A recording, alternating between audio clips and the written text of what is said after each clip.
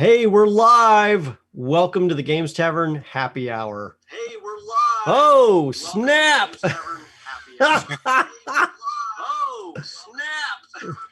There we go. I got that sealed off there. Sorry about that, folks. Not sure what happened there. I know exactly what happened there. Whoops. I obviously didn't realize that was live right there at the time. So sorry about that. Well, you guys have already seen Jeff, my co-host, so he doesn't need to say hi anymore. Thanks, Jeff. You're awesome. Appreciate that. Welcome to the Games Tavern Happy Hour, where a bunch of us nerds get together and talk tabletop gaming news, reviews, and interviews with those in the tabletop gaming space. So glad to have you join us. We have an interview today with Robin B. from Shrike Games. They are releasing some. Well, they've got something coming. If it didn't come out today, I think it's supposed to come out soon. So they're kind of release a major announcement here on the show, and they're already doing some really cool stuff in playtest as well. So some interesting things to talk about with her. In addition to that, let's see here. If it's your first time watching, by the way, we are a tabletop talk show and an interview show, talking to all those in the tabletop space and talking about new releases and other cool things that are coming out. If you can, follow us. It's free, helps support the show. If you have Amazon Prime, you also get a Prime gaming subscription for free. Please use it to sub to the channel. And remember, subs get access to our sub-only channel in Discord and sub-only emotes here on Twitch. And remember, you can watch us live on Twitch or on YouTube. Approximately 48 hours later, you can see this show downloaded there for your use and enjoyment. You want to mention some cool things here, my good friend? You gave me things to do. I'm so happy. Oh, yes, I did. Yeah, so as everyone pointed out in the, as I saw Brianna point out in the chat, great ambiance. And of course, our ambiance comes from tabletopaudio.com, who provide not only the ambiance, but also our music and sound effects that we use here on Game Tavern's live play shows, not only here on this show, but also Belk and Weave and all the other role-playing game shows that we have. You can use Tabletop Audio in your own campaigns by going to tabletopaudio.com and choosing from over 240 music and ambiance tracks that they have in stock, often with alternate versions available for Patreon patrons. Or if you need something a little bit more custom, you can check out their sound pad and create your own custom sound pad to use in your own games. We think so highly of tabletopaudio.com that we are supporters, and we think you should as well. Outstanding. Thank you. And I'm a big fan, and I use them in all my personal games as well, so definitely check them out. Let's see here. Tonight, we're also giving away an epic character generator from our sponsor at Overhead Games. The raffle for the package will begin shortly, and we'll continue to take entries until the end of the stream, where we're going to pick a winner live. Details on how to enter will come up here in chat. The cast and the crew in the Games Tavern are not eligible to take part. You must be a follower to enter, and you must be present in chat for the staff to contact you to collect your prize. So make sure that you are there. I believe if you type !epic in all lowercase, you will get up. There it is. It's popping up in chat for everybody to see. So, alrighty there. Let's see here. What else we got? Well, I mean, how was your week this week, Jeff? Was it good? Solid? It's gotten off to a good start. I've actually got a very, very packed week ahead of me. We're doing our yearly living campaign for Legend of the Five Rings. The Heroes of Rokugan is hosting their annual convention. Typically, it's held in St. Louis or in the St. Louis area. Given the current situation, we are hosting this one on online. And so far, I played in a game last night. I know a couple of games. We had 3 games going last night. We're going to have several more tonight. It won't really be getting started until Thursday, Friday, and Saturday. But we're expecting probably about 50, 60 players. Okay. Well, that's pretty cool. Yeah, it was real crazy. Like literally, we were able to have it right. We had it early March last year, so we were able to do it, and then COVID hit, and so it's been a year since a lot of us have seen each other in person, which Oh, really? because we come from all over the group comes from all over the country. It's pretty cool. Is that how big of a group is it typically for these things when you're So generally we see about 100 people come in to St. Louis to the St. Louis area for this weekend in Rokugan event. But then we are generally our largest population, of course, is when we go to Gen Con, where we'll see 150 to some 180. And then the Midwest Game Fest probably sees maybe the lowest at 80 or so.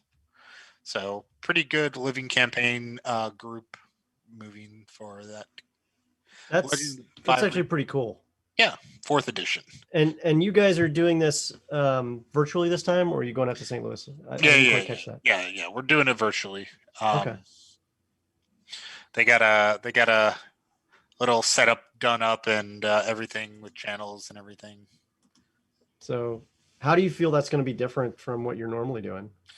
I mean, gameplay wise, I mean, I've been doing. We did Midwest Game Fest and we did the Gen Con modules online already. So this is nothing different. This one is just us. This is like an internal convention versus just piggybacking on the other conventions like we do then. Okay, that's cool. That's absolutely cool. Well, I think I'm excited to hear that you're going to finally get some kind of convention action, even if it's virtually. I know I got to go to the Reaper Virtual Con, I think a weekend or two ago, and I met some really cool people because of that. Some of whom you will see on our paint show in the not too distant future. Nice. And some other cool stuff. If you're on the Games Tavern Discord, which we highly recommend you check out, what you'll see on there is we've added a new cool tool that lets you spin up additional verbal channel or voice channels when you need them. So now you can just click in. And I'd like to personally thank John over at Reaper from the Virtual Con Expo for helping me get that installed and set up today. Very helpful, dude. John, if you're watching this, thank you so much for your help. All right. So with that, let's spin into the news. The news. Well. Okay. Yep. There we go. All right. So now in the news, here we go. So let's see here. Starting off with the coolest of the cool, the new Unearthed Arcana has shown up here on D&D. They just released it. We've been taking a look at this for the last couple days. It's been pretty cool to see it. Did you hear it? I could hear Rinian sighing from here. Well, I don't know about sighing, but it's right up your alley. Actually, your paladin is a paladin of the Fae, if I recall correctly. Yeah. Yeah. Well, just to drive you mad, they put this in. I know they did. It's not a paladin of the Fae. He's a paladin of nature, defending the world from the Fae. From the Fae. Okay. Well, you're going to be defending against a lot of new things here because they just released this. I know a whole bunch of new race options. Fairies, hobgoblins, Fae hobgoblins, which means they're like hobgoblins, but from Fae, owl folk and rabbit folk, which, I see a lot of different things in there that were interesting. I mean, if you haven't taken a look at it, you definitely should be. I think we dropped that in chat. Did we not? Yeah, we did. And from there, what I'll say is specifically I looked through everything there. I thought it was all really neat conceptually. My only real major heavy hitting concern was on the rabbit folk. They had some kind of leap thing, but it was randomized on the distance, which I think is a little risky when you're doing this. So you're okay with the fairies getting a permanent fly then? Aarakocra have permanent fly. Oh, okay. But I mean, I will tell you that you will, unless it's a rather unique campaign, you will not be seeing fairies in anything I run, just like you won't see Aarakocra in anything I run. At early levels, it's game breaking, I think, but for those campaigns that allow for that narrative and enjoy that, it's absolutely perfect. Absolutely perfect. For a fairy, for the right campaign, it's fantastic. And Aarakocra for the right campaign. If it's an air-based campaign, it's phenomenal, right? But for permanent flight. That's a normal thing a fairy should have. What do you want them to do? Hop, skip, and a jump? I like the fact that it's not even tied to wings. You can be a fairy without wings, but still fly. Kind of like you could basically play Peter Pan almost. Yeah, but if you take one and you shake it really good to get the powder out, it'll let someone else fly. No, it's not in there. It's not in there. Tinkerbell. It's not in there. Yeah, it's a fairy nonetheless. But yeah, it's definitely got some great stuff. We're excited about it. I'd love to hear from chat what they're thinking about this as well. So chat, by all means, if you have some inputs, share it with us. We'd love to hear that as well. Let's see here. What else do we got? Coming up next, here we go. Boom. Oh man, we're going straight to the heart of this, aren't we? Welcome to the new Games Workshop Piety and Pain set. Sorry about that, folks. Had a technical difficulty. It's coming for pre-order. It's really awesome to see this. I mean, it's two great things that don't go great together, which means it'll be a good fight for those of you who are playing in this. It has Adeptus Sororitas as well as Dark Eldar. It is just going to be exciting to see. Drukhari is the new term, not Dark Eldar. Yeah. Witch cult. Drukhari, We're not dark. Witch cult. They're not dark anymore. No, they're kind of, still shades of well, they're scary. It's coming for pre-order this week. It's a box set. It's going to have campaign rules, missions, crusade rules, and a theater of war rules for urban arenas. So it should be rather brutal in terms of the combat. The Adeptus Sororitas comes with a with 5 heavy weapon toting retributors with a pair of Amorium cherubs, which I don't know what those do, but they're angels with I guess weapons. Yep. Which is awesome. And a heavily armored immolator, as well as a Palatine, which is a new hero with various head and weapon choices. So it's a very, armored and heavy firepower force, but they're up against a witch cult led by the legendary duelist Lilith Hesperax, which is a known named hero for a while. So they're bringing in some new models, joined by another 10 witches, 5 winged scourges, and a venom. Yep. So kind of exciting to see that too. Yeah, it's kind of an interesting one because neither of these are really factions that I would put up as top end sellers. So they're selling 2 of their lower end together to try to kind of do a package deal, perhaps. Well, they're definitely putting stuff together that you have to get other things for to make it a truly viable force beyond this. A lot of heavy weapons, a commander, and a tank does not a balanced force make in a regular 40K game, but it's good for probably this box set to get somebody started. Sure. So if you want to collect sisters or if you want to collect Drukhari witch cults, this is a great way to start it up, and you can buy more than one and still be okay. I mean, you pointed it out. It's a bunch of slow, heavy hitters versus fast strikers. Yeah. So gun lines versus, everything coming to take their heads, I guess. Yeah. Should be rather interesting to see how that works out. And you know why all these new models are coming for the Drukhari? Mm-hmm. It's the next page. Okay, so someone just asked in chat, and I think this is a very good question to ask. Can you use them together? No, you can't use these 2 forces together. Well, there are some weird rules that allow for stuff like that. From what I understand. I'm pretty sure Apocalypse rules allow for. Yeah, but normally these are not forces that go high five. Let's go fight on each other, and depend on each other. They would just as soon cut each other up. Right. Yeah, they would fall under the, I think, like the 2nd or 3rd tier, like allies of convenience or something. Mm-hmm. Or because they're not. I don't think they'd be desperate allies. Because maybe desperate allies. I don't remember. It's been a while since I've looked at those rules. Absolutely. It's going to be. Well, I love the models. I mean, the immolator model is great. Take a look at that. It looks like it even Oh, has yeah. stained glass It does. that they created for this thing. It You does. can't beat that. It's got the flames on the side. Like they fully did it justice, which is great. I love it. Like, because you don't see that with the Space Marines. You don't see all that iconography to Not that the same level. way. No, No, it's just not to the max, like dripping off the tank. Basically, it's not very churchy. Yeah. No, it is a church. It's a moving church. No, I mean the Marines, the Space Marines. Oh, yeah. All right. So following that, in addition to the box set, the first Xenos Codex of 2021 is up for pre-order. As the same Drukhari that you saw in the box set are now in a codex of their own. You're going to see Drukhari, which, strangely just looks scary as can be. And that will bring them fully into the 9th edition rules. In addition to that, you'll see the new combat patrol box, the new data cards, and of course some Drukhari inspired dice.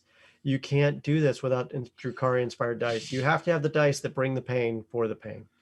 So yeah, those dice have the black heart on their 6 to fully represent one of the key factions of the Drukhari. And I think it's great because it's tying in that other box set with new models into the new codex with more models, which looks like it's going to be 2 transports and 10 warriors. So lots of new forces to add to it looks like it's more than 10 warriors. It looks like you got some other heavy hitters there too.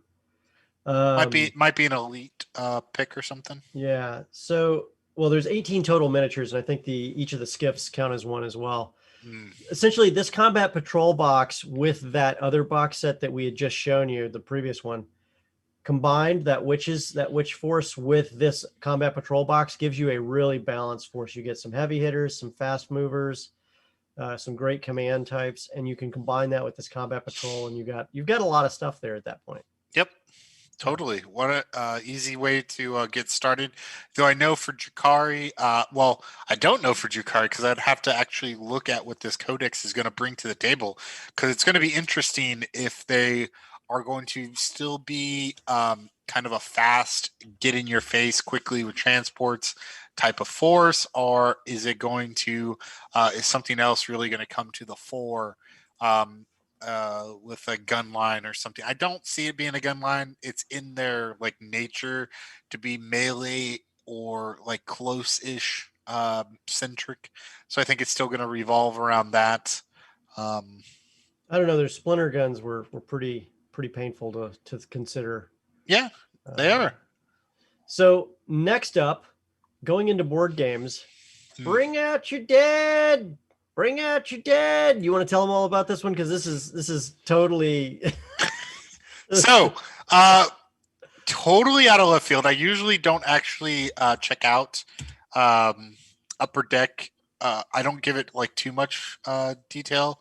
Look, I do a quick once through, but I noticed a board game on there that had a cool name. So I was like, oh cool, I'll check it out.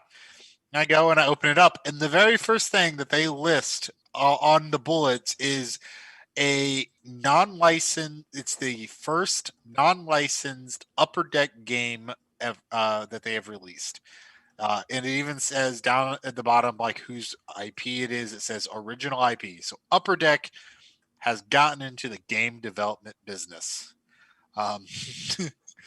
which I think is great. The game itself looks interesting enough. I'm a fan of the Euro style worker placement games. It plays 2 to 5 players. It has the premise of you're competing to get the best graves for your dead relatives. So it is a competitive multiplayer game where you're trying to get the grave sites with the most points. The cards are done up in this French tarot style. And it just has it has those cool little tokens that you get free with the box from. Maybe that's just from the thing. I don't know if you buy this in a store, if you'll get the token set or not. But yeah, I think it's a cool little entry. It's not too crazy expensive. It looks solid enough, simple enough that it would be easy to teach and easy to play. So Yeah. I'm just trying to imagine, we need to fight to make sure Uncle Tommy gets that view of Yep. the whole Oh, hills, because he would have loved that view. come on. That's 100% a real thing that happens. Yeah, it is. So moving from there, let's see here. What do we got next here? Well, nope, that's not it. Keyforge. Keyforge. Now, strangely, you and I, and even Chet, who's the tech goblin tonight, who's doing an amazing job, I might add. So if you can, and you're in chat, drop some cool emotes for Chet for being an amazing tech crew guy for us tonight. We love our tech crew. They do great things.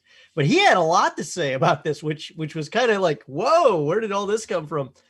But tell me about what's going on with Keyforge this time around, because I've seen this kind of fade for a little bit, so it's going to be interesting to see how they're trying to pull it back in. So they had a little bit. They had some posts back in January, but there hasn't really been big Keyforge data information since July of last year, which makes sense. Fantasy Flight kind of just put the stoppers on anything that really wasn't high end, like the Star Wars IPs or anything like that. But now all of a sudden we're seeing some more news pop up, specifically about the Dark Tiding expansion that was coming. They did mention that there would be some delays worldwide. I don't think that's going to impact the US, but to pair with the Dark Tiding release is the new Keyforge Adventures. And this is coming shortly after Fantasy Flight did their announcement a couple weeks ago of the cooperative play style box for L5R. And so now starting in April with the first one, and May with the second, Keyforge Adventures is getting its turn as it sets to pair up the most recently released set, Dark Tiding. Though you may use other decks to play the scenarios. The scenarios just happen to be set in the Dark Tiding story. Gameplay is centered around 2 free-to-play adventures that expand the themes and mechanics found in Dark Tidings. Each adventure offers unique ways to work together with another player to accomplish victory. They will be free downloads, so this is an entirely free piece for you to do if you happen to have a Keyforge deck that you can play. With the first one, Rise of Keyraken, that'll be available in late April, and then the Abyssal Conspiracy in May.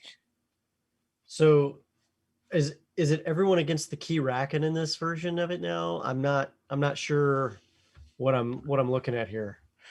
There wasn't a lot of rules per se, but yes, it's going to be there's going to be NPCs. It's going to be an adventure.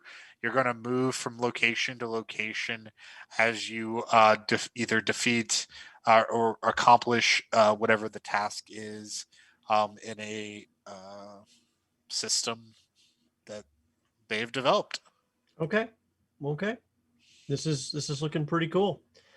So that's a game that's been around for a bit, but we're going to switch over here now to I believe it's the Kickstarter Roundup's turn.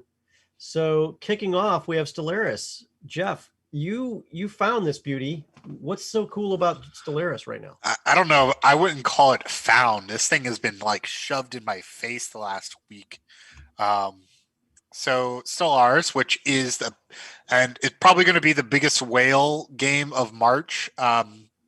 It's another board game based on a video game. This time, Academy Games has gotten the license for Stellaris, the extremely popular 4X grand strategy game published by Paradox Interactive. I want to say like 2015, 2016, probably. Maybe, yeah, 2016 sounds about right. Somewhere in that realm. It's got a couple expansions out for it now. Shooting out of the gates, not even a weekend. It's already at $2.25 million pledged. And this is without any real product. Everything you see is all pre-rendered. There's no actual physical product to show yet. And they haven't really shown any rules. They haven't posted any rules, which has a few people saying flags raised, but that's mostly just because of the sticker shock. It is a hefty tag for a board game, coming in at $110 just for the base game. With expansions available, as you can see there on the screen with that little asterisk, one of the expansions actually expands the number of players out to 6. But it does have a lot. There appears to be a ton in the box. So that price tag is probably warranted just by what's in the box. What you see there on the right side of this of the thing, that's just the little tokens. There is cards and stands and other things that are gonna like. It's actually like a whole nother list of other items that will also be in here that just wouldn't all fit on the screen. So there is going to be a ton of pieces. This game is supposedly the developers are saying that it's easy enough to teach to new players that have never played any type of 4X game, or haven't really. This isn't supposed to be like Twilight Imperium type of difficulty. It's supposed to be a bit easier than that anyone can get into it. A 2-hour playtime is still a chunk of time to dedicate to it, but it's going to bring that whole 4X experience to the board game, where you explore, expand, exploit, and exopolitic your way to galaxy domination. I think someone in chat actually raised up a good point that this is a far easier to digest game than Twilight Imperium, which at a 2-hour playtime obviously makes some sense, right? So, not to interrupt, but that's a key difference here. I think that should be brought up is this is the perfect game for someone who wants that 4X experience, but wants it in a smaller session time. At least on the surface, that's exactly what this looks like. Again, rules not really being released yet. No one can be sure. But another thing that this is bringing to the table that's really cool is that it is going to be a legacy game. So the more you play it, the more it changes to a point, I'm sure, of course. But so as you play, the rules will get either added to or rules removed, depending on, situations, actions taken, decisions made. I'm a big fan of legacy games. I think they're pretty cool. One of my favorites is the House on, or wait, Betrayal at House on the Hill. Yeah, Betrayal at House on the Hill legacy. I love how they did the legacy system in that game. It's absolutely amazing because you can get 9 or 10 solid playthroughs from start to finish before you've completely changed everything, and it's absolutely narratively it's amazing. Tons of time to keep your eye on this game, though. You got 19 more days to go. This one ends on Monday, the 5th of April. Okay, and moving on to the next glorious thing, Doomlings. Tell us all about Doomlings. I think this is from a first-time creator, though, right? Yep, first-time creator Justice Mayer, along with a couple partners of his, having lost their jobs during the pandemic, have had time to work up a new game, and I really think the look of it looks pretty nice. It's Doomlings. It's a card game. A card draw game, similar just on the surface, just me looking at it and going through, it reminds me a lot of Evolution, in that you have Doomlings, you draw cards, you play cards to try to make them better in order to survive catastrophes and then eventually the apocalypse at the end of the game. And those attributes, those increases in capability are points that then at the end of the game you tally up your points to see who wins. It plays 2 to 6. Again, always a big fan of anything over 5 or 6. It's in a pretty good time window, 20 to 45 minutes. So not too bad. A pretty in between time period. And it doesn't seem overly complicated, which again we were talking about is always a good thing to have. Those entry level games, something to really bring someone in and hook them. Yeah, the name does make more sense. It's got very cute art. I love the art throughout. Like they hand drew almost all of these, and then took the hand drawings and put them into a digital artist. It's every game also is randomly set up, and there's I think every single card is unique, so it's almost impossible to have the same hand to have the same play every in many games, which is great. And it's a reasonable cost. 25, $30. Uh, it's a good one to keep your eye on if you're interested in pledging. You've got until Friday, April 2nd, so still several weeks now.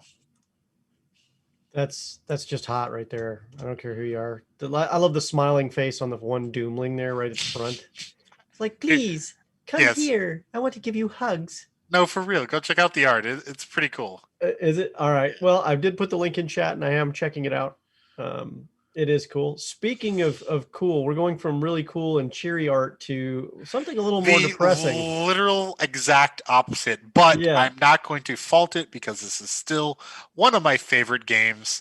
Or at least it is the standalone sequel. Yes, this is a sequel and a standalone, so you do not need the base game, to Gloom. This is gloomier. Of course, got to be unique, right? So this competitive storytelling, for those that don't know, if you've never played Gloom, you should. It is a great pocket game. It's one of my favorite. Why should they games. play it? Like, what makes it so great to play? So it is both a competitive card game. It's as well as a narrative story driven. It's not required, but it is so easy to tell a story as you slowly kill and mutilate and make miserable your family. You're doing all this to your guys. You want to make everyone else's family happy. You want to make yours the most miserable that they could ever possibly be before you eventually kill them off so that you can get the points. The point system, it's all this overlay system, so the cards are all see-through, and so the actions you actually the different situations you overlay them. They can either give positive points, which are bad, negative points, which are good. The lowest score wins. It's a great system. It's so flavorful. Like I said, part of the game itself, it says in the rules that you're supposed to kind of tell a story as you do each thing. As they go from one bad event to the next bad event, you say how, or, oh, this person now met true love, which is great. And after being bitten by stung by the bees and mauled by the bear. Oh, good Lord. So your whole goal is to make everyone miserable in your family and help everybody else. So you're not only playing cards on your stuff to make your stuff miserable, you're playing cards on your opponent's stuff to make them happy. Correct. Okay. And you get to tell a story the whole while. It's just one of those games that it really forms together and flows amazingly. There's almost never a bad play. There's always something to do. So it's never really a slow game. It just goes around the table. It's good. Usually about 4 players. 3 to 4 players is optimal for it. I love that Brianna Jean is in chat saying she really needs this game. Still not the oddest game that she's played. Yeah. Brianna, you worry me, but I love it. Wait, me enjoying this doesn't worry you? No, not you. Not at all. Not at all. Brianna is such a happy human being. You can actually like get this dark, scary bit around you that is not really a surprise, because I've played with you for a while now. So it's like, yeah, we know that you do that. But sit over here and drink my tea. Yeah, but this is like, for Brianna, this actually makes me worry that something's not okay with Brianna. For you, it's just par for the course. No surprises at all. So, Well, there's a difference between enjoying the storytelling and relishing in the pain. I enjoy the storytelling. I think Brianna probably does as well. So, uh, yeah. So, um, Gloomier. yeah. Make people miserable. Win the game. You have I think like 3 weeks on this one. It ends Kickstarter ends Thursday, April 8th. All right, get those pledges in, folks, if you're going to do that one. Next up, something a little more sci-fi, the Terminator RPG. What do you Yeah. got here? So dun it, dun, dun, dun, dun, Oh no, please. dun it, dun, dun, dun, dun. Um, having already seen the new Aliens RPG last year, I really wasn't that surprised to find it. That it was in a Kickstarter. In fact, I looked at it, and they even have the same author from the Alien RPG is the lead designer of the setting team for this book. So No it's big different. surprise there. Different company though. It's not the same company. This is Nightfall Games. Aliens RPG was wow. I looked it up right before the show. I told you about it. Uh, Eh, uh, they're Swedish. They're not being discussed here. Right now, it's about the Terminator RPG. So let's Right. talk about that one. Because this one's the now. This one's now, my friend. Yes. Now. Get to the chopper now. Do it. The Terminator RPG is being billed as a source book for the first Terminator film and its expanded universe. So the Terminator RPG is going to extrapolate hardcore existing canon to create a living, breathing world with a multitude of possible and probable timelines to play in. They're not pulling just from the movies, but also from the graphic novels, as well as some never before seen new Terminator variants and hardware. All the main characters from the from the first movie are going to be in there, with either as pregens or as NPCs. Sarah Connor, Kyle Reese, the T-800. It's going to feature the in-house. It's going to feature Nightfall Games in-house S5S dice system, which is used in their other project, the Slay Industries Second Edition RPG. The S5S is a D10 based rules system. So, at its core, the system uses a pool of dice, one of which is a success dice, and then 5 skill dice per player. That's a lot of information. That means that the play is going to be fast and furious or manageable, or what does that mean for gameplay? So I looked into Slay Industries RPG, and it looks to be like this. It kind of reminds me a bit of the Blade Runner, or what's the one from Catalyst with the runners. Yeah, chat. Shadowrun. Oh, Yeah. Shadowrun. Yeah. That's from So, Catalyst. I did forget that was from the Catalyst. the settings of those books remind me of Shadowrun and other things like that.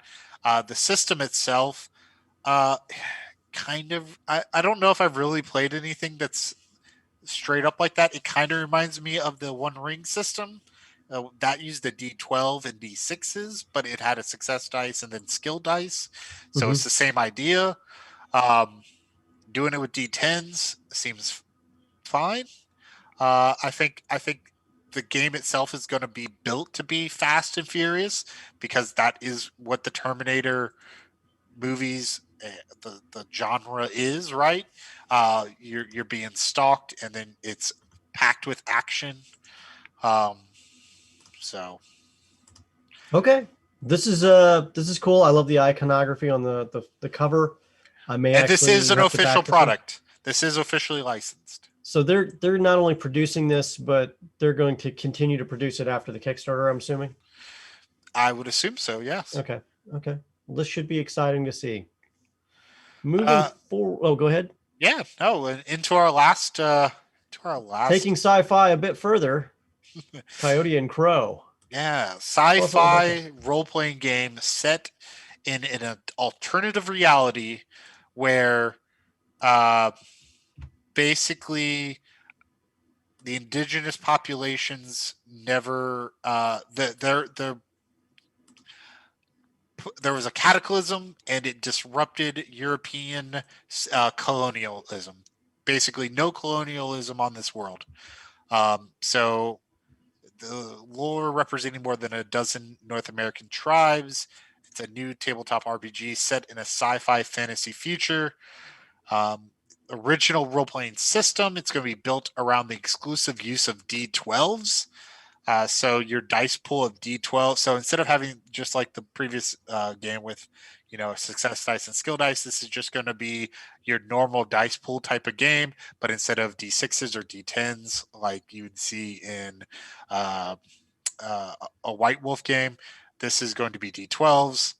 Rolling them to determine success or failure. And actually, the system reminds me a lot of the old White Wolf system, where if you needed like a 7, 8, or 9, a 7, 8, 9, or 10, everything else would not succeed. It's the same idea. If you need an 8, then an 8, 9, 10, 11, 12 will succeed. The rest will fail on those dice. And determining how many successes you get will determine. Yeah, Villas. The ads have been real for this one. It's been plastered all over my feeds. No experience. Another interesting thing. No experience points. So it's like it's strictly when the DM decides you or the game master decides that's when you level up. No, you're gonna like. Oh, you might like this. It's going to be narratively driven. You seek to complete your short and long-term goals for your character, and as you complete goals, you tell a story, and the story unlocks advancement. How do you know what to tell to unlock? Oh, you don't. Mm. And I think that there is something where the GM and the player do like it is. There isn't a singular track, right? It is your it's built on the legends system. So you are becoming a legend. So I think that's narratively really cool. Let me get myself back in focus or centered here. I've been drifting. Oh, that darn wheeled chair. I know, right? Um, yeah, no, the progression, Villas, I think it's cool. I really do, and it fits for this Native American uh, verbal history type of world that you're in. As you can see from some of the pictures, this isn't completely low tech. There is some, but there's still, Sorry, chat just said. I'm sorry. I'm not laughing at you, Jeff. They're saying the experience system sounds like big company smart goals assessments. I just thought that was.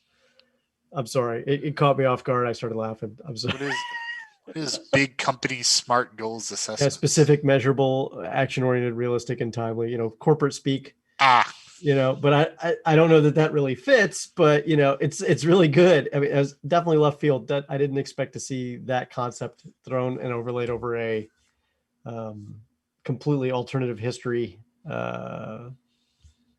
North America concept. But definitely funny. I don't think it's quite set in our world. The map doesn't look like anything I would recognize. Yeah, it's North America upside down. Take a look. There's the Great Lakes. There's Florida. You're right. That's why the Aztec Empire is at the south. Yeah, it's definitely. I'm curious what era it is because they have a permanent ice zone just north of the U.S. border. So, like I said, there was part of the story is that a catastrophe happened, either a meteor strike or something caused a winter. So it's post-apocalyptic, but there was never civilization as we know it for there to apocalypse. So this is if life would have just continued on, and then lived through it. It's getting a lot of interest. There's over 8,000 backers already, which usually a lot of these times you see 2,000 to 4,000. 8,000's a lot. So it still has about 16 days to go. This one will end on Thursday, April 1st. And now I know that April Fool's Day is a Thursday this year. Well, moving to the next thing that we're going to talk about here is going to be a little different than you probably expected, Jeff. We're going to talk a little bit about Candlekeep. Kind of excited about talking about that a little bit. Hold on one second here. And if there's interest from the crowd, if people want to know when things release and for us to revisit, please let us know, and we can always bring up some of the hot topics, because we might bring up something, weeks or even months ahead of time as we see the news.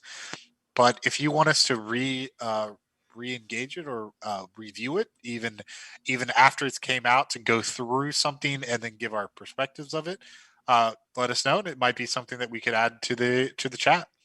Yeah. So Candlekeep Mysteries dropped today. For some of you guys, there's been a lot of conjecture as to what's in it, what's not going to be in it. But it's not really surprising what's in it. It's been pretty exciting to see it come about. I know that I've been flipping through some of the pages a little bit myself, but I'm not going to say anything about it because it's a mystery. And part of the joy of the mystery is, making sure that we don't, ruin those for everybody else. So we've been checking them out and enjoying some of the cool stuff that's there. Hold on one second here. Let me pull up some stuff just so I can speak a little more about it. So the thing about these type of things, it always gets me, and it's kind of annoying. This is going to be something that I would never get because in my current state, the way I am, being more of a player rather than a GM, I don't really have a reason to pick this up. There's all it will do for me is will ruin the surprise if I ever play them. Yeah. Well, in some cases it's nice to take a look at the Candlekeep portion of it for the lore. But I will share the disclaimer. Disclaimer: this book has been compiled by the Avowed of Candlekeep in accordance with the wishes of the late Alondo the Seer, whose prophecies shall foreshadow all events in consequence in the Forgotten Realms. Alondo warned that anyone who unravels all the mysteries of this tome will be hunted down by the time dragons of Chronepsis, tossed into the gaping maw of Dendar, the night serpent, and cast into the vortex of the ineffable damnation. Ha ha, what a sense of humor, that Alondo. So, just a heads up. But I will say this is 17 different mysteries, all of which are centered around a book. You can definitely play this in order if you wish for levels 1 through 16, but you can also have these appear randomly, and they don't all necessarily have to have these books start in Candlekeep. You can reskin these books to appear in other places. So you're not really bound to Candlekeep if you don't want it to be, although it's nice if you do. And Luke brought up a point with the alt cover. That would be the only reason I actually got this book, because that alt cover was amazing. Sorry. Well, I mean that counts too. The alt cover could make you look like you have a distinguished and in a set of shelves that smell like rich mahogany. Don't tempt me. That's somewhere on the list of things to do. But I mean, you've got Graham Barber, Bill Benham, Michelle Carter, Kelly Lynn D'Angelo, Scott Fitzgerald Gray, Allison Hong, Mark Holmes, Jennifer Kretschmer, Daniel Kwan, Adam Lee, Ari Levitch, Chris Lindsay, Sarah Madsen, Kim Mohan, Christopher Perkins, not a surprise there, Michael Polkinghorn, Tamor Rahman, Hannah Rose, Derek Ruiz, Kiana Shaw, and Brandon Stoddard, Amy Vorpal, and Tony Winslow Brill. All have these amazing different backgrounds. I think one of the most interesting ones was, let's see here. It sounds like Tamor Raymond, and there was another gentleman. He wrote one that I thought was very interesting because they were trying to bring in some more with the shoe for Karatur. So there's a Karatur angle in one of these as well. It seems one of the cool things then is that each one of these 17 mysteries are going to be different, right? Mhm. There is not going there shouldn't be, at least. I wouldn't call it continuity, but rehash, right? Reuse. It's going to be new ideas, new people. Now, some of the mechanics might be the same, but I have a feeling that whoever went and edited made sure. I bet you they went and make sure that there's not the same answer twice, um, which I think is really cool. I Mhm. like that idea. That like how many pages is this book? A lot. I'm looking at the because I got it on D&D Beyond. Check it out at dndbeyond.com. You can get your own copy as well. Um, but Quick, look, go find out how many pages is it. um, chat, help me out quick before it gets really awkward and long-winded because it will. Oh, it's okay. Um, You can keep going. Somebody will say it. Yeah, so it's definitely there. It's definitely cool. The 17 mysteries, the different authors. It's Kwan, Daniel Kwan, who wrote the one with the shoe in there, and he had a lot of cultural implications that he adjusted on there as well. From what I read of some of the work, he wrote an article about it, and he had a lot to say. I thought it was very interesting to see all the stuff that he worked towards growing for what they were doing there. Yeah. It's a fantasy game in a fantasy world, so anything can happen. I think it's interesting to see how this is going to play out. So, um, if you haven't checked it out, we highly recommend it.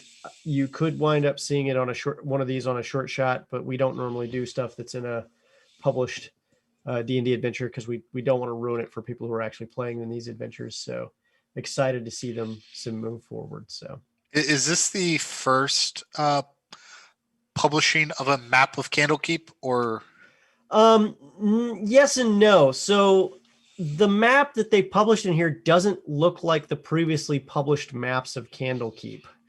So it's completely different, like completely different from what I remember of the different stuff I saw. So looking at the map of it though, because normally it was this one giant super tower with multiple side towers connected, and now this new map has all this extra stuff, which I'm trying to figure out, like, when did all this appear and where did it come from, because it doesn't match the previous lore at all. So, obviously they've expanded Candlekeep considerably, and we will see how this plays out. so this is the one where you've got like Court of Air and the walls. It looks more like it kind of reminds me a little bit of Mont Saint Michel in France. Mm-hmm. Mm-hmm. Definitely, definitely the similar feel. Um, I just am intrigued, and I can't wait to see some of the additional stuff that they show throughout this adventure. So Monk's game in there with 224 pages. Yeah, that's a hefty book. That's a beefy set of adventures with 17 different adventures within. You're kind of getting your value out of it right there. Yeah, levels 1 to 16, all from one book. That's No, actually, that's not exactly ridiculous. I guess it's not. When you look at Tyranny of Dragons and all those other ones too, they can get up there. And I think it's cool that you can either build the adventure around them or just kind of slot them in to be little side quests. Absolutely. Okay. And do we have any other questions on Candlekeep Mysteries? Anything that people want to know without going through the entire book for you? I love that D&D Beyond has it where I can search it when I need to. That's hugely helpful for D&D Beyond. It's always great. I think D&D Beyond and is just a good piece that makes it in this modern era. Having everything at your fingertips. While it's always nice to have the book on the table, hell, I've got 6 books right behind my monitor right now that I'm going to be using this week. It's good to have the physical. It's always good to have the digital too, because one's good for research. One's good for quick speed lookups. Yeah, absolutely. Absolutely. Okay, guys. So barring any other questions, if you guys come up with any, we're definitely taking questions. Be sure and type question ahead of that question in all caps so we can spot it. The mods will help us see those questions and answer them if we miss them. And let us know. As we transition into a break, remember to type !epic in all lowercase to enter for the prize giveaway. The prize giveaway is an epic Overhead Games Avatar character generator. What it does is it lets you do all sorts of really, really cool things for your characters and make them for your games. So excited to see those come in. And after that, let's see here. Let's go on a quick break. We're going to be on break for 5 minutes. And then when we come back, we're going to be interviewing Robin B. from Shrike Games. So see you guys here in just a few minutes. Bye.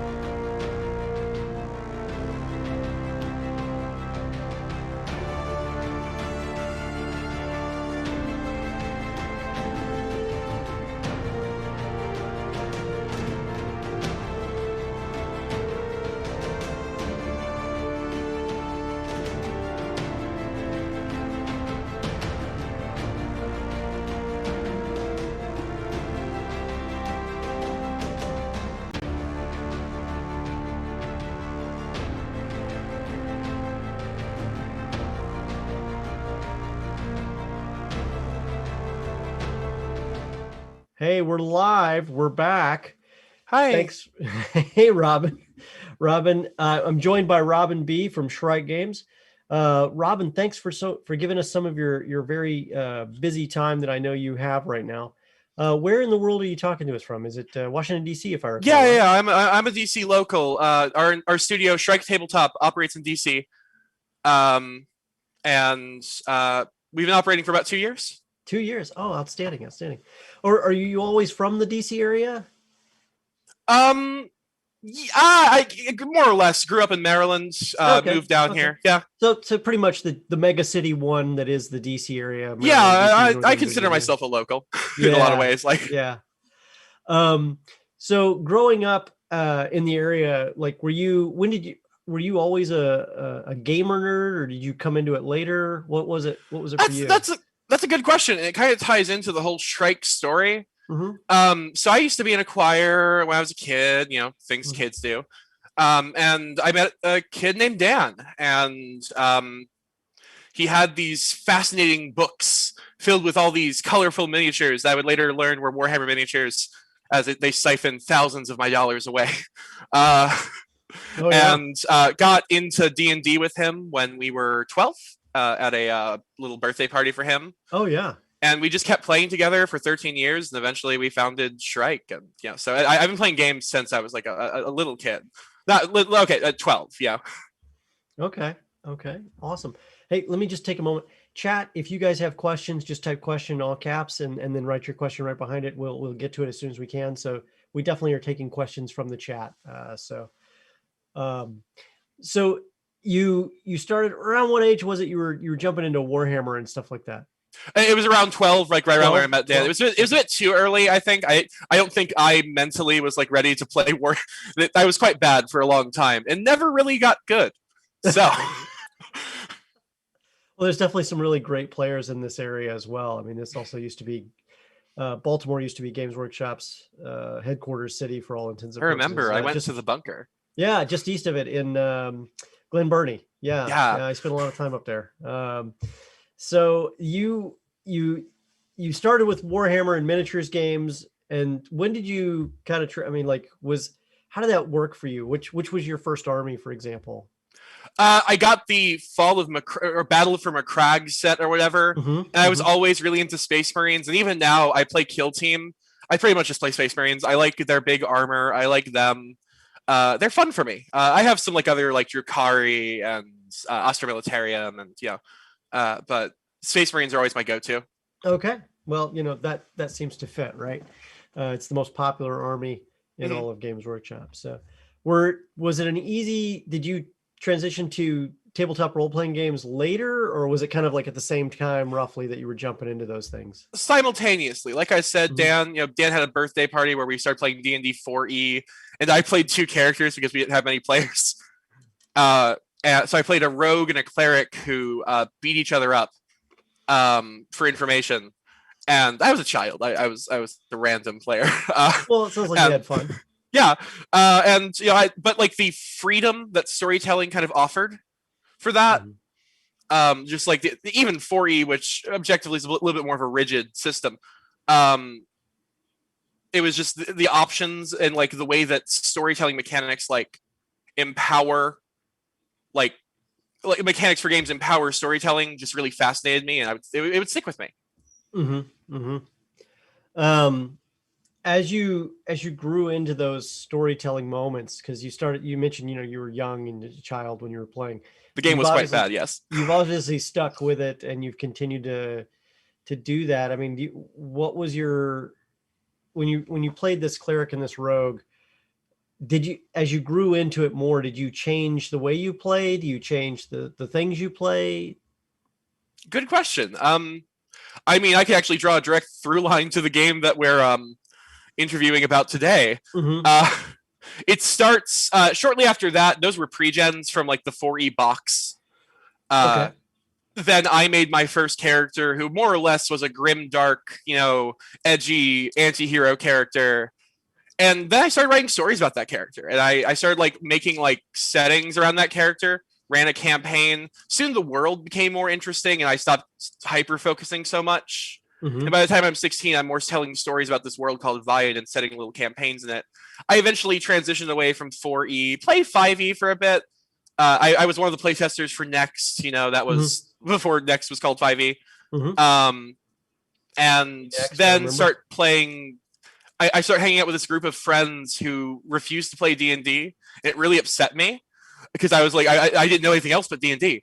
I'm like 16, 17 at this point, and I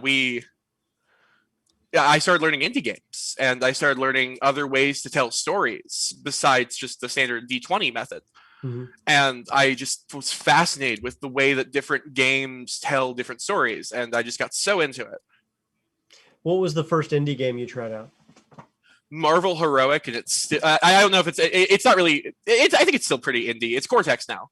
But okay. Marvel Heroic role playing at the time, I think it's Cortex now. It was good. I really enjoyed it. Okay. It was a slightly more sophisticated Fate, but not in the way that Genesis, I think, kind of feels like. Were you drawn to it because of anything in particular, or is it just the crunch or the smoothness of it? It was my first time playing a narrative game. Overall, I prefer crunch, I think. But it was the first time I had played a narrative game that felt like... Well, I mean, it was the first time I played a narrative game, but ever since, I've never had a narrative game that made it feel like my actions mattered as much. I was very... It let you... It just... the way it, like, empowered, like, your character through, like, catchphrases and, like, the way damage worked and the way that you could, like, get benefits by letting bad things happen to you, which in fairness is stuff that's in a lot of games now, but to me was brand new. It was all just like so let something different bad happen to you and you get a benefit out of it. Yeah. Is that kind of like raging as a barbarian? Yeah, sort of. It happens in a lot of games in that kind of genre. Like the rationale for taking negative compulsions, like letting your character's bad flaws come out and like ruining their job, is that you get a benefit later. Okay. Like you can get a little, I think some meta currency that I can't remember the name of. That makes sense. I mean, like that kind of matches a comic book storyline as well in some ways too. It was very comic booky, and like I think that was what struck me. Going back to your question, it's what struck me the most was like how its rules told such a different feeling story than like the traditional high fantasy stories that I think D20 excel at. Absolutely. What how did it feel, as you transitioned away from Dungeons and Dragons and more to the indie thing? Because like you're obviously you've got Shrike Tabletop and stuff like that, and the games that go with that. But before you got to Shrike, there was a journey there. Can you walk me through some of that journey? Yeah, we're kind of already going through it. To me, and the way I draw the line in my head. Shortly after that, I stopped playing with them. I start playing with like some friends from high school and college. And I get really into Savage Worlds, which by far, besides like my own game, is my favorite RPG. And is, if someone asks me, you need to run something, Robin, but you can't run Arrow of Silence, what are you running? Well, I got Savage Worlds. I've got like 3 books. I've got 7 books from it. 3 of them I wrote for myself.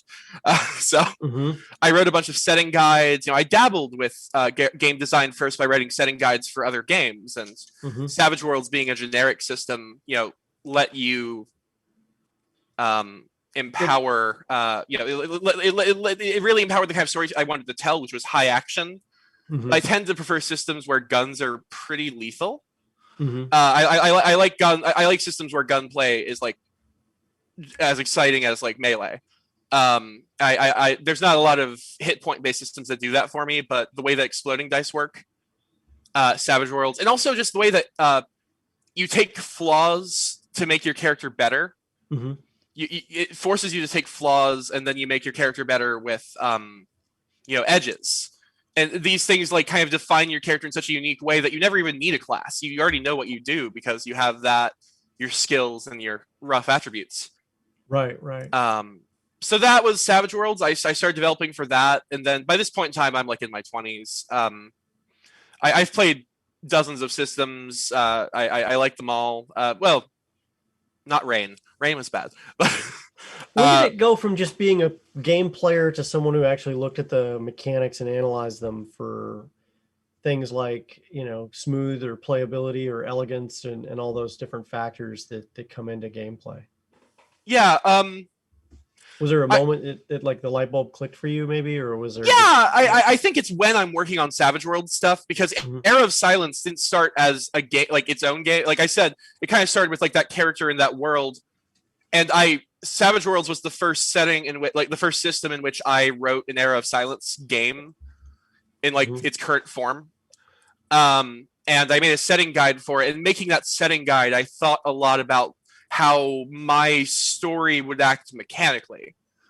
And that got me really thinking. And more, I was just like, I want to do this. Why don't I make my own? Because I kept thinking about stuff I wanted to change. Mm-hmm. I kind of messed with another system before EOS that someday I'll finish. It's called Turbo Murder. The idea is the name of the game is called Turbo Murder. Well, you know what you're doing in that game. The idea was a settingless RPG in which combat was hyper lethal and exploding dice just encouraged like this cartoonish style of like hyper violence. The thought was a game that could equally house Doom and Kirby. Those are two great things that go great together. Yeah, both are I was playing both. You could tell what video games I was playing at the time on my Nintendo Switch. Yeah. People in the chat are already saying you can get that on Kickstarter now. It's called Turbo Murder. Look for it right. Hey, that's not even the game I'm promoting. Yeah, I mean, like, I think you should go with the name, man. I think you'll sell like crazy. Wow. So, now when you're doing things like, you play a lot of games, is there a particular setting or genre that you found to be like the thing you like the most? Is it like Wild West, fantasy, future, sci-fi, or is there something else entirely? What's like the go-to thing for you in terms of a setting? I mean, I made my ideal setting, but if I'm not talking about my ideal setting, because I'm sure we'll talk about that, sci-fi. I have a lot of sci-fi work I do. I rarely play trad fantasy. Just not that I have anything against it. It's not really what interests me. I've always been a sci-fi reader. My favorite books are Gibson, Phil K. Dick novels. That sort of stuff. Okay. And as you've matured in your design process, has anything, with your mechanics and everything else, you're developing these new concepts with the mechanics, and did you ever have moments where you're just like, it's just not working? Yeah, and there's times where the story gives way for the mechanics in Era of Silence. The fact there are 2 playable species that wouldn't be playable if I had a say in it, but we need them because they offer you stat lines that let you build something. It would overemphasize one species to not have more. If that makes it, it's a little bit hard to explain. Humans are objectively pretty good stat line wise, and we needed something that was naturally charismatic and decent spell casting, so we had to include a species that in the world of Vian, the one I'm writing, was originally extinct, the Parathan. They're like a angelic race of humans that are being poisoned by their own blood because of the the magic content in their blood is slowly killing them. I didn't want them to be playable. Okay. That's interesting. So how are you making them playable now? Just if you read the book, it's pretty simple the way we set the stat lines. We have 4 stats. You get a trait, which is like a feat or an edge. And they're just optimized for you can optimize them for either a social build or a spellcaster build. Not that you have to do those to play social or spellcaster, but we like to leave the option there for those who care to optimize. That actually gets into, because optimizing isn't always the smartest thing to do in EOS, but that's a whole thing. Well, the discussion, I mean, like, we can get into that. That's actually a very good discussion just in TTRPGs in general. There's the whole role play versus ROLL role play. Optimization versus role play. So, mechanically, both are completely viable ways to play, right? Depending on who you are. But which when you're trying to develop a game, you either are saying flat out it's this way, or it's both, and you can do either. Mm-hmm. For you, what's your thing? What's your style? We don't like to make you choose between stuff you want to be good at. We don't do classes. Character creation is 5 steps, but they're all modular, so you're not thinking too much about them. You can make very easily like a bird person who is a wizard in power armor who's a close combat specialist. A wizard in power armor that's a close combat specialist. I love it. That is 4 choices. And they could be a corporate yuppie. That's 5 choices. So they have a tie on their power armor that they wear. Yeah, why not? They talk about SMART goals and synergy. You saw how I fit that in for you, for the person in chat who brought that up earlier, the SMART goals. And I dig it. I dig it. Is it Janzum? There you are. Where so with that, you know, you're kind of a fan of having either or option role play. Yeah, either or. We definitely never want you to choose between being good inside of combat and outside of combat, so those choices are entirely separate. It's not a non-combat game. We are intending for you to fight at least a bit, but you know, you can optimize, but also the dice mechanics don't necessarily want you to optimize, and that gets into an important thing actually to talk about, the way Thorn works and what makes Thorn unique over other like dice systems. Okay, we'll get into that in just a little bit. Hold on one second. In chat, question says in EOS, they mention mortal races of the world. What are the mortal races? Can you throw that down for us? Because apparently chat wants to get right into your game right now. So that's fine. Yeah, we'll just I appreciate the question. So we call them species. The only reason we do that is just we want to bypass some discourse stuff, and we think that like it reflects more like the different biological distinctions. Like these are not interbreeding groups. They are distinct species that's occurred separately. But we've got humans. I like them the best, but I know a lot of people don't necessarily like to play humans. There are currently playable the Elec. They are a diminutive species of people who perceive time faster than others, making them a little bit fat. They move much more quickly, and they often tend to be good for gunslinger or like mental builds. There's the Primas Ika, a non-binary race of lizard warriors who used to be the army of the gods and are all waiting for their final orders, but the gods are missing. Lizards that are waiting for their gods. I wonder where the inspiration for that came from. They're all waiting for their. They're all waiting for like the that's kind of the point of the Era of Silence. That's the name. Yeah. Everyone's waiting for their gods to return. Yeah, it was a global theocracy. That's okay. Probably a little bit later. Let me finish we've got a few more species, but the Parathin, I explained, they're like a subspecies of human. That might be the only case where like they are closer to like Neanderthal to us than like something else would be. If the Neanderthals were magical and the magic in their blood was killing them. The Yasre, a species of bird person that live a rather rigid life of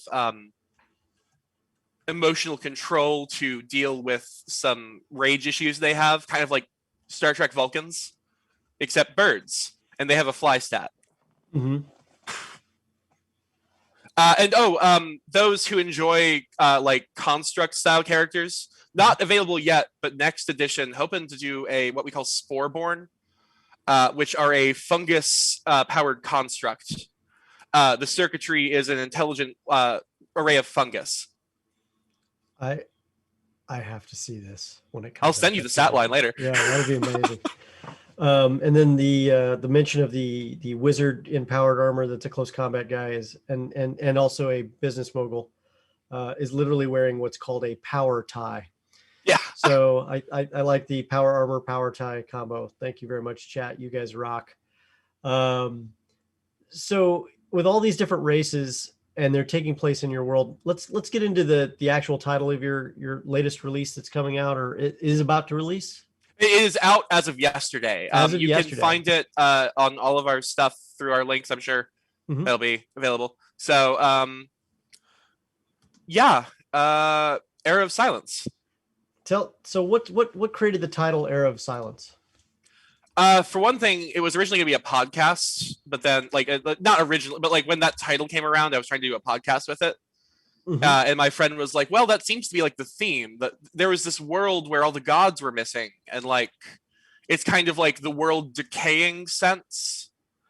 This global theocracy that like no doubt existed. It was 1,000 years ago. Everyone sort of remembers. There's remnants of it. There's ruins. They up and disappear. They stop talking. Their global theocracy collapses. Their prophets die. The church holds on. It's still kind of a world force, but it's not nearly as strong as it used to be. Other species rise up. One civilization called the Parathan Empire, named for the species, ends up like conquering most of the planet using like a scientific form of alchemy. That's cool. I asked like, well, if healing potions existed in the world, what would they do to military combat if you could just get your fighters back up and fighting like that quickly? With a simple roll, well, in our game, a roll of a dice. They sweep the planet.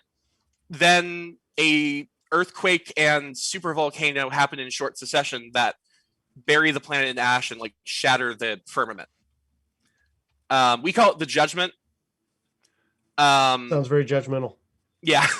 Well, the idea is like that a lot of people who are religious kind of blame it on like the gods are still here and they're watching and they're angry at us for abandoning them. And then civilization, it's been 1,000 years since civilization's rebuilt using the alchemy that the Parathan Empire harnessed. They've long collapsed. Their species is almost gone. But people are surviving, and they're surviving together. They're using this alchemical technology to band together into city-states that are environmentally shielded with safe air. The ones that live outside, have like rebreathers or special augments that help them, survive without needing a rebreather, or maybe gives them flight abilities or other things that can help you survive in this weird, harsh world that they live in now. And I think a big thing we want to talk about, because it sounds dark, but it's not grim dark. Life is worth living. People are sticking together. And the important thing is that, like, people who stick together survive. And civilization goes on as long as these, people refuse to give up. But, that's a very important distinction that should be made, and that a good role-playing game is a team effort. Mm-hmm. And coming together as a group of people, no matter your differences, is a wonderful thing to be, right? Yeah. Because you all have different things you bring to the table. You all have different skill sets. You all have different agendas. But at the end of the day, by yourselves, you're dead meat. But together, you may make it, right?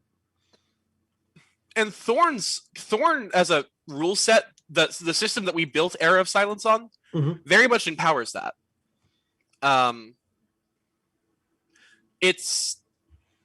Dan made it. I'm more of the story person. Now, just to make sure everybody understands, because I know who Dan is, but do you want to explain? Sorry. I mentioned briefly, I mentioned earlier, like, my story. Dan and I end up, Dan, the person who I started playing these games with, started playing D&D with 13 years ago. He is the other person in Shrike. He can't be with us today. Family tragedy. We wish him the best. And he says hi to y'all. But Dan is a scientist and mathematician who works currently as a cartographer with like food mapping. And that's major. That's pretty cool. When he was doing that at a convention, he had this idea for a dice system that was non-linear. Like the difficulty curved differently based on the dice stats. And I'll explain a little bit more. So essentially how Thorn works is you have your quality, which determines the type of die you roll. Mm-hmm. You have your skills, which determines how many dice you roll.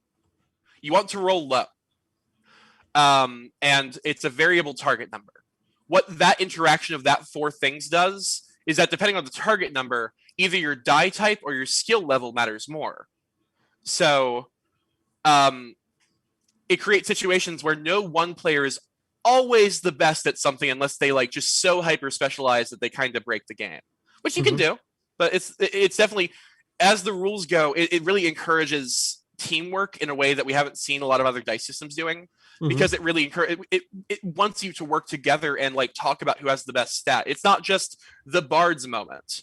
The bard, it's that social encounter, and everyone who doesn't have that like the highest stat in that social skill, well, they know they have to sit this one out. Maybe the role player plays. The people who prefer role playing over stats play, but there's no mechanical incentive to do so, and that's just, to me, not great game design. Mechanics should incentivize what you want, and what we want is teamwork. So sometimes mechanics help enhance that considerably. It sounds like you've kind of unlocked something there. Yeah, I hope we have. I think people who like read the game and like traditional style gaming, but like want something a little bit more sophisticated that doesn't like sacrifice playability, are going to like what they see.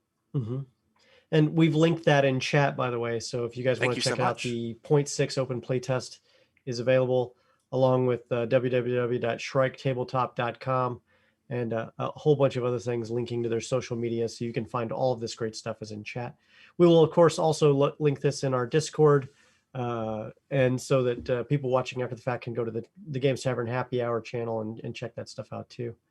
Talk me through, as you decided to go from Savage Worlds into EOS, what makes EOS? I mean, the setting is obviously really wild with the post cataclysm, but also new things on the horizon. But what is the what's the scary things that are out there in the world that the adventurers get to find, per se? The threat, well, for what, it's definitely like a future fantasy sort of deal. So a lot of times you're fighting other people, you're fighting companies, you're fighting recently there was in like the main country of Ostel, which is the it used to be the seat of like the imperial power in the Parathan Empire, but now it's decayed. It's a couple city-states that are banding together, but they band together into a new kind of empire with some pretty heavy fascist kind of deal, and they're starting to expand more. The players tend to be on the other side of them and the modules or things that we've written. Or there's things like a new type of spellcaster called aberrations, who they aren't limited by the natural limits of magic. They're an NPC-only spellcaster that if they accidentally draw too much power at once, and they can often do that quite easily, can rip a hole in reality that consumes everything within or mutates those kind of like within the radius of it based on how close you are to the center. Oh, okay. So destructive powers of the netherworld. Yeah, some kind of weird mutant. Just the world is kind of fraying as the silence grows longer. Okay. The bodies have stopped leaving their souls, and one thing that we try to like, it's a little thing that we don't really mechanically focus on, but it's there in the gear and there in the story, is that you're pretty much burning every body because that's the only way souls pass on now. Oh, wow. Okay. So, like, to be a person in this world, you have to carry a couple immolation capsules on you just in case for quick cremation. Of yourself or for others? You like bite in the thing and it cremates you, or if you die in the wasteland, it's better than hanging out there in your body for a while. Yeah, yeah. So from a sci-fi perspective, what is this? If you were explaining this world to someone who's never seen it before, what would it be the closest approximation of something they may know already? I would say fans of the Mad Max would like the wasteland scenes, or like the Mandalorian, those kinds of like, scattered civilizations, all kind of, surviving. And there's a lot of stories you can tell with those because it's a pretty harsh life. But then there's also the city-states, which would be a little bit more of a cyberpunk sort of thing. I prefer cyberpunk, implies that it's a little bit more biopunk, or even chemipunk is the term I would love to coin, but don't think I have the clout to make a new genre name. So, an alchemy-driven hyper-capitalist society that like is, they have like,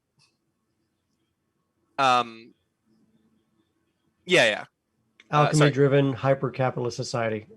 Seems like it makes sense. So I think you were asking what I think people who enjoy like that kind of urban fantasy style story, but want maybe like a future setting, but not that I have anything against Shadowrun. I'm not necessarily I don't want my future fantasy setting to be our world. I want to see the future of another world. Mm-hmm. Something that lets you completely deconstruct and reconstruct any way you wish. Yeah. Did you find that you mentioned there were wizards and other things like that, but I'm assuming if everyone has to be immolated, there's no chance of resurrection or reincarnation in the same way? Yeah, it's not a low magic setting, but magic certainly doesn't work like it does in something like D&D. For one thing, it's non-Vancian.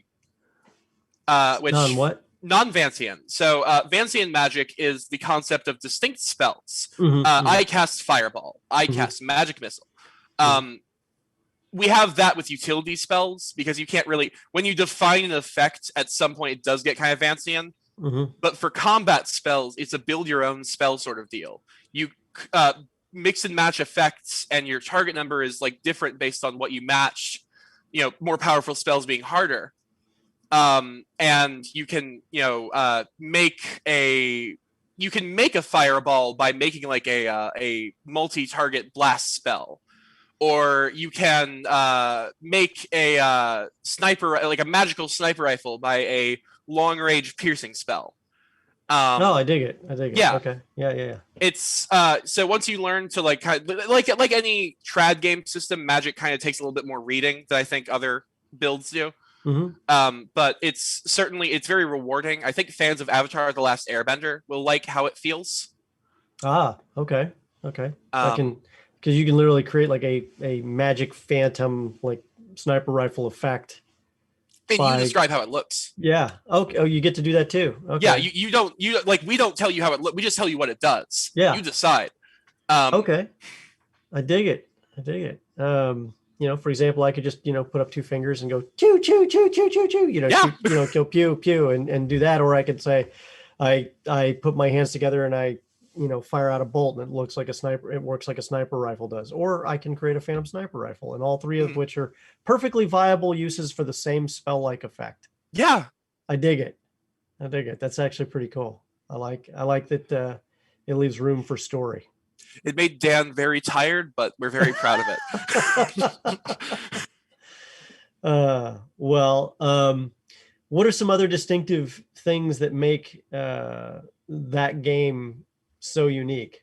Era of Silence. Well, I think we've talked about modular character creation. We've talked about Thorn. We've talked about magic now. Combat is tactical, but before you click off, it's rapid. It's not a slog, which I feel like is the problem with most of sorry, I just saw a question in the chat. We'll get to it, I promise you. So combat, we don't have hit points per se. Instead, you have a pretty beefy armor value.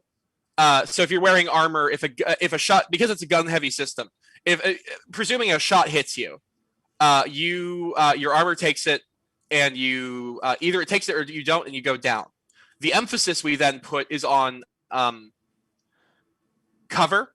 And we wanted a combat system where movement felt like it mattered. And so cover's so big because you need to be like the target number to hit you changes based on if you're in cover, and that's the most important thing keeping you from going down in combat. Because if you get hit once, you're down. Like if it goes past your armor, you're down. You can get healed quite easily. That's also it's kind of like paintball. Except if in paintball, like one person with a medic kit is going around and fixing you, wiping the paint off your forehead. And it's not. It'll heal. Hold on, let me just wipe this injury off. And so it's the average combat lasts about 30 minutes, but for the amount of choices you have and how like interlocking every character ability is, that's pretty good. Longer combats like the vehicle combats, which we're going to be adding soon, like those last about an hour. But for a combat system, it's fast. It's not a slog. It's punishing, but not in a way that it doesn't require you to be a tactical genius to play. You just need to know how to help your friends, and you know how to need to know how to point your weapon at the enemy. And close combat's rather high stakes as well because it's a contested roll, and then you check armor again after that. And if contested roll, armor check down. Yeah. Wow. So yeah, the average combat lasts about half an hour, and a little bit longer would be, like a long combat's like an hour, which I've played 2-hour 5e combat, so I'm proud of that time. Yeah, absolutely. That's a fast, rapid. If that's a pitched battle, that's a very fast, rapid pitched battle. Yeah. So the question in chat is, looking over hazards in the narrator guide, there's talk about exhaustion under the effects. How bad can exhaustion get, and can it kill a character? Exhaustion is in the core book. I might. Thanks for asking that. I might actually put like a little box linking to that. I want to get like more links going between the core book and narrator's guide. Exhaustion lowers your skill dice you're rolling, or your fighting dice or shooting dice, by 1 for every exhaustion you take. Yeah, it can kill. It downs, and then if you're like helpless, it can kill you. It's more if the hazard is defined as lethal, then the effect is presumed to be able to get you. If it's defined as non-lethal, then the exhaustion is presumed to not. You might pass out, but it's not presumed to hurt you. Like beyond that. Okay, outstanding question. Yeah, thanks. Out of the other parts, who did the artwork for this book? It's tremendous. Oh my god, Moss, my friend Moss, who I met on another project back when I was a music writer. Mm-hmm. I didn't write music; I wrote about music. Mm-hmm. Important distinction. Yeah. My friend Moss and I met, and they we've developed a friendship, and as the project began to develop a little bit more, they showed an interest, and they offered, and they've done most of it. The narrator's guide, the cover is done by Willa, another friend of mine. Mm-hmm. But it's all friends. It's people. I mean, I pay them. I'm paying them like as the best rate that we could negotiate. Mm-hmm. But like, but it doesn't hurt that you're friends too, and that they love the project and they're backing it. They right? see the stuff in my world that I have trouble visualizing. And I'm eternally grateful to both of them because they both get that. It's mostly Moss. Will is doing a few things just because Moss has so much they can do, and their wrists just got messed up. So It's just artists' problems, I think, from what I gather. Okay. If you like them, Sugar Mountains, but the I in mountains is an L on Twitter, you'll find them. Okay. They're cool. Okay. And they can everyone can reach out to you on social media as well. Yeah. And ask that question also directly. So, so when you started to design this, you did something very interesting after you, because you just released this, but you've released it for free. Yeah. Yeah. Our goal for Era of Silence is that the core books are free forever. We don't want a paywall to keep someone from playing our game. That's important to us as individuals with our values, both Dan and I. And we'll probably, as we release modules, those modules will probably be paid as time goes on. But our current thing, we have a Patreon, patreon.com/Shrike Tabletop. There, Shrike Tabletop for you too. Oh, yeah, thank you. Yeah. And we offer rewards. You can get a shirt. You can get your name. You can get some bonus content. That's awesome. And you got a cool looking shirt too. I love the logo that Shrike is. It's great. Thanks. That's Robin. That's all me. Oh.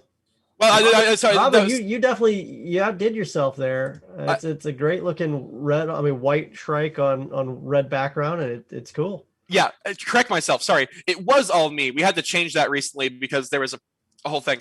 My sister did the new one. So okay. My sister Marie deserves the credit for the new one, which is I like it quite just as much. It's quite pretty. But the previous one, sorry, that story changed. So yeah, no, the shirt is quite nice. It's and so we're hoping modules might be paid. We're hoping to release campaign books, and we're also hoping in 2022 when the project is done, we're hoping to release a print run that obviously will be paid, but the core books as like digital forms, always free. You can always play Era of Silence. There's never anything keeping you from it. Cool. So for those who want to try out this cool new world, we've linked that in chat for everybody to find as well. The 0.0 or the 0.6 version of the rules is now free on Itch, if I recall correctly. Yeah, Itch, and there's also a Google Docs link through our website. We use the docs right now, but we're trying to optimize our PDFs as we get a little bit more notoriety, and trying to our 0.7 is hopefully going to see a major aesthetic overhaul in the book. Like dual columns, maybe a little bit more like full art, things like that. So presuming moss doesn't burn out. So well, I mean, considering how you're so early in your development, it's really great to generate a player base that will continue to provide you feedback while you're developing that out. And I think everybody looking at it is just cheering you on, and they're excited to see you continue to improve the product as you go. And it's good on you that you're not just releasing and calling it good. You're continually, never-endingly improving it. So. Yeah, and living content, I think, is also just like we wanted to try the living content model. Mm-hmm. Because there would, and honestly, I mean, quarantine kind of forced, even if we hadn't wanted to do that, quarantine almost kind of forced it, because what am I going to do? Like, you can't go to conventions and show it off to people directly, right? Yeah, do something. No, we wanted in 2020 to do like a whole physical like promo thing, and like go into stores, show the game. Mm-hmm. So we've been making a lot more connections on Twitter. I'm around. I think the links have all been posted. And doing open playtests that way, finding new people online, showing them the game. I met my partner in the TTRPG scene. It was very funny. Oh wow! Yeah. So another developer. It's very fun. We get to talk about game design. It's been a very cool thing to be part of this Twitter scene and like the TTRPG solidarity and TTRPG family communities, and get to know everyone. Yeah. Yeah, and I think that's how we bumped into you too. We were checking out the Shrike stuff. We were watching for a few weeks, seeing what you were doing, and then we decided to reach out and say, "Hey, would you come on the show and talk to us a little bit about your game?" So, I mean, Twitter is a fantastic place to find other TTRPG fans, developers, and just helpful people in the community in general. Yeah. With the art and the book continually developing, how has your editing process been? Has that been a challenge for you as you've watched, people, tear apart your baby? Because when we write, I've written game rules too. And I remember when I first started, people were tearing apart my game rules, and I was like, but they were perfect, and like, but they weren't perfect at all. People were making them better. Well, most were. You get those, you get some. But. Yeah, but you get the idea. So for you, was it hard getting that feedback and changing, or has that really never been an issue for you? I think because Era of Silence is so close to me, like even before it was a TTRPG, it was some stories I told as a kid to like, deal with life and like make sense of the world around me. Mm-hmm. And for a while, it was a little bit hard. When we were first starting, I got very defensive of it. I don't think I was positive about that. I'm trying, and I've learned now. Now that I've kind of, I've been able to step away from it and be I don't believe the author is dead, but I'm trying to die. Mm-hmm. There's a better phrasing for that, but we'll. I am trying to like remove myself from the process as much as possible. Although I am about to be a player in another Era of Silence campaign, mm-hmm. Which is the first time that neither Dan or I have run like a long-term campaign. Like someone else, one of our playtesters, got very into it, and so it's very interesting to make a character in a game that I never thought I would play. Yeah, very much, as well as see someone else running it and see how they do things differently, or as they're reading through, and if they get confused on it. That's a real play test right there. That tells you, hey, I need to add more detail or add some clarity in the rules. Yeah. And there have been some rules I've been pretty stuck on. Some people want certain things from Magic that I just don't think fit in the system. but fit in the setting, maybe in the system. Eventually, we're hoping that Thorn someday can be like a system, a settingless sort of thing. That's like a long-term goal, though. That we think it's better to develop within one setting first, and then go to market with a generic after. But yeah, I've gotten feedback, and I've had to change it a lot. And I have one playtester in our like weekly playtest game who is determined if I add a rule to figure out how to break it. So I do have someone making sure I keep my rules balanced. That's absolutely critical. Rules balancing are, because the minute the game is horribly unbalanced, either for species, or a class or a class equivalent, because you talk about edges and stuff like that, or the equivalent kind of concept, or even a combo of character types that can work in combo and just decimate everything. It just becomes no fun. If there's no challenge, there's no fun, right? Yeah, it was surprisingly, we found a way that someone could spam a spell and slam a potion in such a way that they could effectively become a god of magic. And so it's fun. These stories are fun. Like, we love seeing that sort of thing. We have a good laugh about it. Then we fix it, and we hope that never happens again. Yeah, absolutely. Or the whole thing just collapses in a ball of arcane energy. Yeah. What's been the biggest challenge so far for you? I mean, like, as you've put this thing together and you're trying to get the word out there, has it been the development? Has it been something else? Has it been just getting other people to test it out, or what's been your holy grail that you're trying to, climb that hill on right now? I think for me, I'm a good storyteller. I've built a good world. I'm proud of it. I'm not sure I'm the best module writer. And what I'm doing about that is I'm talking to some people, and I might approach someone to help me write one who I've been working with a little bit, who seems interested in working with it. So, either that, or I just have to get better at it, and one or the other.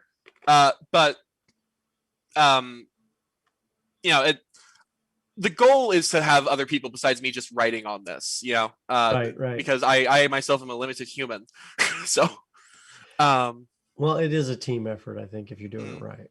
And you've got some great people around you. I know some of your fans have been cheering you on in chat, and it's been exciting to see them as well. Yeah, and it's great meeting all of them. So glad to see them all. I'm surprised, though. They've got every opportunity to ask you the deepest, darkest secrets, and they've been relatively tame today, which is kind of nice, which means they've already asked you all the deepest, darkest secrets.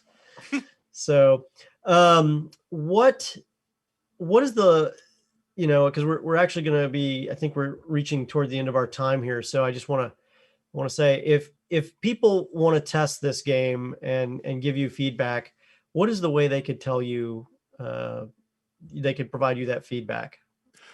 Currently, the best thing, there's 3 methods, 2 more successful than others.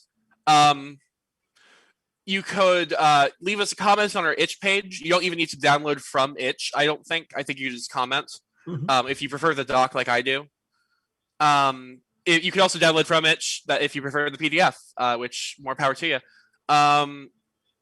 There's also, you could @ me on Twitter. I am very on Twitter, as Reed knows. And you could also email us at shriketabletop@gmail.com. If that one's probably the one where I'll check that in like a week. But you will check it. I will check it, because I have billing stuff going there. So well, thank you so much. Could you let everybody know because you're at Shrike Tabletop on Twitter, but what is your Twitter handle, just so people can find you on Twitter as well? So on all social media, Shrike Tabletop is at Shrike Tabletop, and on all social media that I want you to find me on.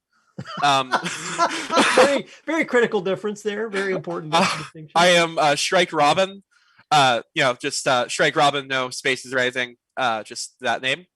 I post a little bit more about like my own like interests, like music and history and whatever TV I'm watching. No worries. So people, be sure and check out Robin. She's amazing. She's awesome, and she's also created a game just for you guys. Thank you so much for your time, Robin. Did you have anything else you wanted to tell us about before we close out for the night? I mean, the narrator's guide's new, and this is the first time that like anyone can really play besides us, besides like one of the core staff. So yeah, if you like the narrator's guide, let me know. It adds a bunch of rules. They're all situational. I don't think anyone who isn't running the game needs to read it, but if you want to understand how the game works, like NPCs and stuff, it's good. And there's also random tables for like name generators and stuff. So that's a bunch, and it'll be out. We'll just keep adding more until we're done by the end of this year. So thanks so much for your time, Reed. This was excellent. Not a problem. Always happy to bring in new creators and talk to other people in the industry. Always excited to do it. You can find us next week on the Games Tavern Happy Hour at 7 p.m. Eastern Standard Time, 4 p.m. Pacific Standard Time. Tomorrow we have the Velkin Weave at 7 p.m. Eastern Standard Time, 4 p.m. Pacific Standard Time, where the party has just fought off a massive red dragon and a beastly creature that has like red dragon armor and all sorts of other things in the siege of Brindle. So let's see how they do tomorrow as they figure out what's going to happen in the aftermath of that. Thank you guys so much for watching and giving us your love in chat. Please continue to do that. And by the way, if you want, you will find this on YouTube. So please subscribe to our YouTube channel when you get a chance. We'd love to hear from you guys there. And hold on real quick. We're going to do the quick checkout here for the giveaway. We're closing entries now. We're going to pick the winner. And the winner is Yanzum. Yanzum is the winner of the Epic Character Generator from Overhead Games. Yanzum, hang out and chat real quick for us. We are going to reach out to you in a whisper and make sure we say hello and get some information so that we can give you your prize in the first place. So, all right. So take care and see you guys next week on the Games Tavern Happy Hour. Bye.